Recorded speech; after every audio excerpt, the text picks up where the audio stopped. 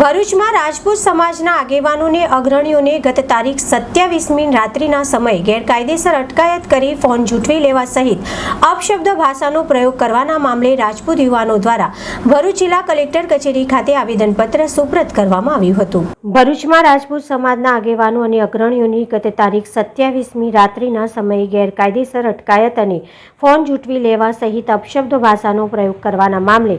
રાજપૂત યુવાનો દ્વારા આજે ભરૂચ જિલ્લા કલેક્ટરને એક આવેદનપત્ર પાઠવવામાં આવ્યું છે।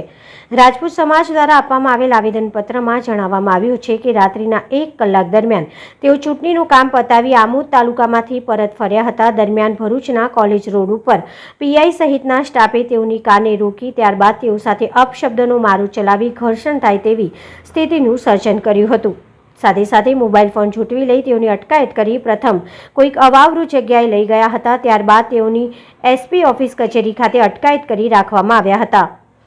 પીઆઈ સહિત પોલીસ કર્મીઓના આ પ્રકારના વલણને રાજપૂત સમાજના યુવાનોએ વખોડી કાઢી રાજપૂત અગ્રણી વીરપાલસિંહ અટોદરિયાની આગેવાનીમાં આવેદનપત્ર પાઠવી તેઓ સામે કાયદેસરની કાર્યવાહી કરવાની માંગ સાથે જિલ્લાભરમાં રાજપૂત યુવાનોની થયેલ અટકાયતના મામલે ન્યાયની માંગ કરી હતી।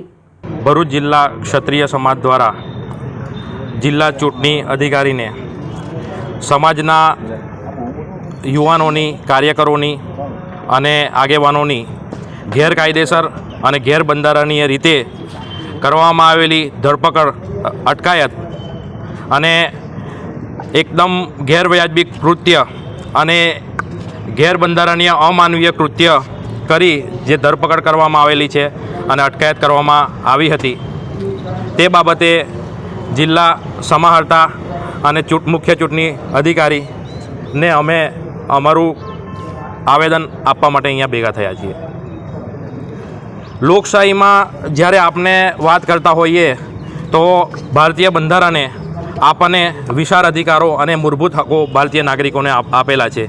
તેમાંનો જ વાણી સ્વાતંત્ર્યનો અધિકાર આર્ટિકલ 19(1) એ હેઠળ જણાવવામાં આવ્યું છે કે right to freedom of speech and expression, અને એની જ સાથે 1(2) શાંતિપૂર્ણ રીતે શસ્ત્ર વગર ભેગા થવાનો અધિકાર આપવામાં આવ્યો છે અને ફ્રી રીતે હરવા ફરવાનો 19(1) હેઠળ અધિકાર આપવામાં આવ્યો હોય અને આવા વિશાળ મૂળભૂત અધિકારો